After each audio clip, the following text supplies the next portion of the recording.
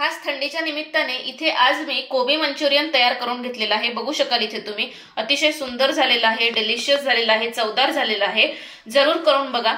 आणि हे कोबी मंचुरियन भरपूर टिप्स सहित कसं करायचं त्यासाठी पटकन रेसिपीला सुरुवात करूयात। नमस्कार, मी पूर्वाज रेसिपी मराठीमध्ये तुम्हा सर्वांचं खूप खूप खूप मनापासून स्वागत। सध्या हिवाळा चालू आहे, मंडईमध्ये वेगवेगळ्या भाज्यांची रेलसेल आहे। त्याच्यामध्ये फ्लॉवर किंवा कोबी सुद्धा मंडईमध्ये खूप छान टपोरा आलेला आहे। तर म्हटलं मुबलक प्रमाणात कोबी आलेला आहे तर याचा वापर करून घेऊयात। तर आज आपण करतोय कोबी मंचुरियन। तर कोबी मंचुरियन अतिशय सुंदर होतं। वेगवेगळ्या टिप्स आणि ट्रिक्स सांगितलेल्या आहेत। व्हिडिओ शेवटपर्यंत नक्की बघा आणि आवडल्यानंतर लाईक, शेअर आणि कमेंट करायला विसरू नका। आणि अजूनही सबस्क्राईब केलं नसेल तर पूर्वाज रेसिपी मराठीला पटकन सबस्क्राईब करा। तर चला कोबी मंचुरियन कसं करायचं पटकन सुरुवात करूयात। तर कोबी मंचुरियन तयार करण्यासाठी इथे मी एक छोटासा फ्लॉवरचा गड्डा घेतला होता। त्याचं मागचं पूर्ण सगळं पाठ त्याची काढून टाकली आणि त्याचे असे छोटे छोटे तुकडे करून घेतलेले आहेत, तुरे करून घेतलेले आहेत। आणि ह्यामध्ये पाण्यामध्ये घालून त्याच्यामध्ये मीठ घालून साधारण 10 मिनिटं मी असंच ठेवलेलं आहे। तर आता हे कोबी आपण साईडला ठेवूयात। आता इथे एका बोल मध्ये घेतलेला आहे मी 3 टेबलस्पून मैदा, 3 टेबलस्पून कॉर्नफ्लोअर आणि 2 टेबलस्पून इथे मी तांदूळाचं पीठ घेतलेलं आहे। तर आता सुरुवातीला हे तिन्ही पण पीठ आपण मिक्स करून घेऊयात। तांदळाच्या पिठाने छान कुरकुरीत होतात हे कोबी मंचुरियन। हे मिक्स करून घेऊयात। त्यानंतर यामध्ये घालतीये 1 चमचा काश्मीरी रेड चिली पावडर। त्यानंतर यामध्येच घालतीये काळी मिरी पूड। तुम्हाला कितपत तिखट आवडतं त्या हिशोबाने घालून घ्यायची। काळी मिरी पूड घालून झाली की आता यामध्येच घालतीये चवीनुसार मीठ आणि हे मिक्स करून घेऊयात। पाणी घालत आता आपल्याला ह्याचं एक सरसरीत बॅटर तयार करायचं आहे। खूपही पातळ करायचं नाही आणि खूप दाटसरही करायचं नाही। फक्त आपल्या कोबीच्या तुऱ्यांना ते छानपैकी कोट झालं पाहिजे इतपतच हे आपल्याला बॅटर पातळ करून घ्यायचंय। तर हे बघा छानपैकी सगळ्या गुठळ्या ह्याच्या मी मोडून घेतलेल्या आहेत आणि हे बघा असं बॅटर आपलं झालं पाहिजे साधारण या कन्सिस्टन्सीचं। बघू शकाल इथे तुम्ही, खूपही पातळ नाहीये आणि खूपही दाटसर नाहीये। हे बघा अशा कन्सिस्टन्सीचं झालं पाहिजे। तर आता हे बॅटर आपण साईडला ठेवूयात। तर आता हे आपलं बॅटर बनवून तयार आहे। तर आता जे मिठाच्या पाण्यामध्ये मी फ्लॉवरचे तुकडे घालून घेतलेले होते ते तुकडे एका बोलमध्ये मी ट्रान्सफर केलेले आहेत आणि त्याच्यातलं पाणी संपूर्णपणे निथळवून घेतलेलं आहे। तर यावरती आता ना साधारण एक मोठा चमचा कॉर्नफ्लोअर घालायचं। हे बघा आणि हे बघा हे असं करायचं आणि हे फक्त आपल्याला टॉस करून घ्यायचं आहे। हे बघा म्हणजे जेणेकरून ना तुम्ही जेव्हा बॅटर मध्ये हे डिप कराल ना तर तेव्हा ते सुटून येत नाही जे आपण बॅटर लावतोय ते। हे बघा अशा पद्धतीने टॉस करून घ्यायचं फक्त।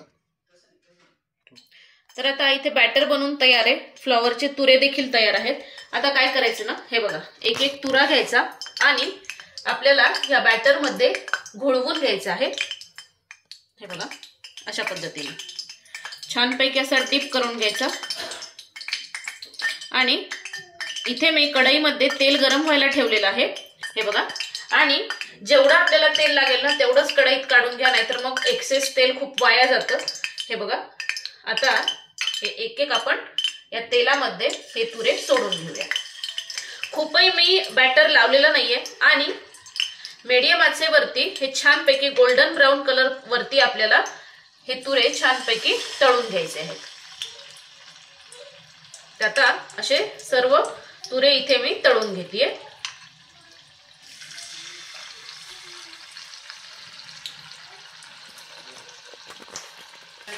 तर हे बघा मस्त गोल्डन ब्राऊन कलर वरती हे छानपैकी तुरे मी मस्त तळून घेतलीये। बघू शकाल इथे तुम्ही रंग, टेक्स्चर जबरदस्त आलेला आहे।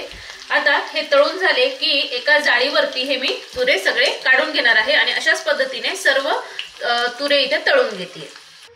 तर इथे सर्व फ्लॉवर्स बघू शकाल इथे मी छानपैकी तळून घेतलेत आणि मस्त क्रिस्पी झालेले आहेत। हे बघा तुम्हाला आवाज येत असेल. तर आता इथून पुढची प्रोसेस एकदम फास्ट करायची आहे, नाहीतर मग हे खूप सॉगी होतं. तर इथे कढईमध्ये ज्या तेलामध्ये मी फ्लॉवरचे तुरे तळून घेतलेले होते त्याच्यातलंच 2 टेबलस्पून तेल तसंच राहिलेलं आहे. आता हेच तेल मी यूज करणार आहे, दुसरं तेल घालायची ह्याच्यामध्ये गरज नाहीये. आणि तेल छान गरम देखील आहे. आता एकदम हाय हीटवर इथून पुढची प्रोसेस आपल्याला करायची आहे. तर यामध्ये घालतीये 1 टेबलस्पून इथे घालतीये मी बारीक चिरलेलं लसूण, 1 टेबलस्पून घालतीये किसलेलं किंवा बारीक चिरलेलं आलं. तर हे आधी मिक्स करून घेऊयात. आता एकदम हाय हीटवरच इथली प्रोसेस करायची आहे इथून पुढची, म्हणजे त्याचा स्मोकी फ्लेवर तसाच कायम राहतो. त्याच्यामध्ये घालतीये एक बारीक चिरलेला कांदा, मिक्स करून घेऊयात.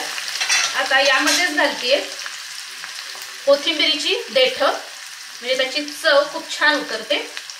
हे देखील मिक्स करून घेऊयात छानपैकी. मस्त. हे मिक्स करून झालं की यामध्ये घालतीये एक बारीक चिरलेली ढोबळी मिरची, ही देखील मिक्स करून घेऊयात आपण.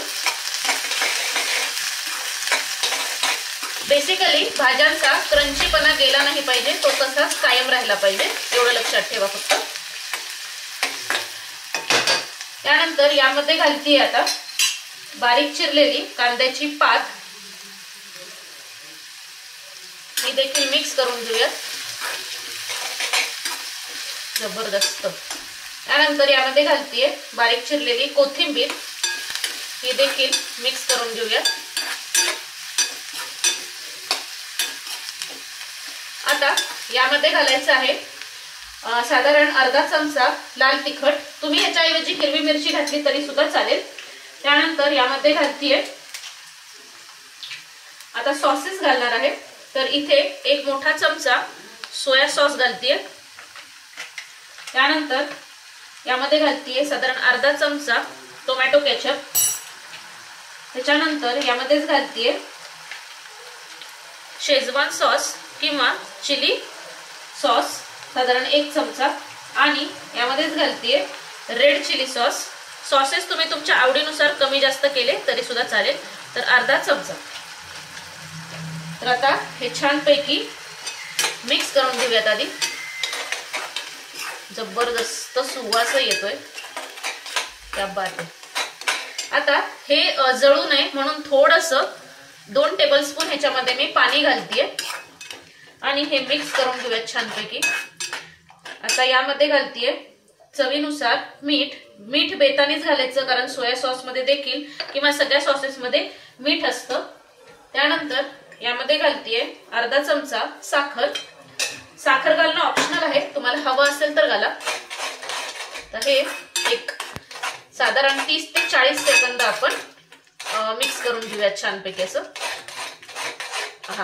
का सुंदर सुवास येतोय, जबरदस्त. तर आता हे बघा, ह्याला मस्तपैकी उकळी आली आहे. आता काय करायचं, या सॉसला छानपैकी दाटसरपणा यावा म्हणून इथे 1 टीस्पून मी कॉर्नफ्लोअर घेतलंय आणि यामध्ये 2 चमचे पाणी घालून ना ह्याची आपल्याला एक स्लरी तयार करायची आहे. हे बघा,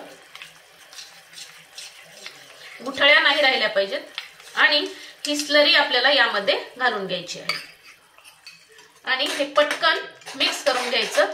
आणि हा सॉस छान दाट होईपर्यंत एक साधारण 1 मिनिट शिजवून घ्यायचा. हे बघा, कॉर्नफ्लोअर घातल्या घातल्या हे छानपैकी दाटसर व्हायला सुरुवात झाली. आणि आता हे तुरे गरम असतानाच, म्हणजे थोडेसे कोमटसर असतानाच यामध्ये आपल्याला घालून घ्यायचे आहेत लगेचच, म्हणजे त्याचा क्रिस्पीनेस तसाच कायम राहतो. हे बघा, आणि हे लगोलग मिक्स करून घ्यायचं. हे बघा, मस्त काय सुंदर सुवास दरवळतोय, जबरदस्त. आणि इथून पुढे आता हे आपल्याला शिजवायचं नाहीये. आता मी गॅस पूर्णपणे बंद करते, नाहीतर तुम्ही तर जास्ती वेळ ही शिजवत बसाल तर हे कोबी मंचुरियन एकदम सॉगी होण्याची शक्यता असते. आता गॅस पूर्णपणे बंद करते आणि यावरती घालते आता बारीक चिरलेली कांद्याची पात. आणि हे कोबी मंचुरियन आपलं इथे बनवून तयार आहे. आता हे आपण सर्व करून घेऊया. तर अशा पद्धतीने हे कोबी मंचुरियन छानपैकी मी सर्व करून घेतलेलं आहे, बघू शकाल इथे तुम्ही। मस्त वरतून गार्निश केलेलं आहे मी कांद्याच्या पातीचं आणि वरतून रोस्टेड मी थोडेसे तीळ भुरभुरवून घेतलेले आहेत, म्हणजे त्याची चव खाताना खूप छान लागते। तर जरूर करून बघा, अतिशय सुंदर झालेला आहे, डिलिशियस झालेला आहे आणि या पद्धतीने जरूर करून बघा। तुमचं कोबी मंचुरियन कधीही फसणार नाही याची गॅरंटी आहे आणि अतिशय चवदार होईल। तर जरूर करून बघा आणि केल्यानंतर मला कमेंट करायला विसरू नका। तर अशाच खमंग खुसखुशीत आणि मस्त मस्त रेसिपीजसाठी पूर्वज रेसिपी मराठीला पटकन सबस्क्राईब करा, लाईक करा आणि शेअर करा। तोपर्यंत मस्त खा आणि स्वस्त रहा। धन्यवाद।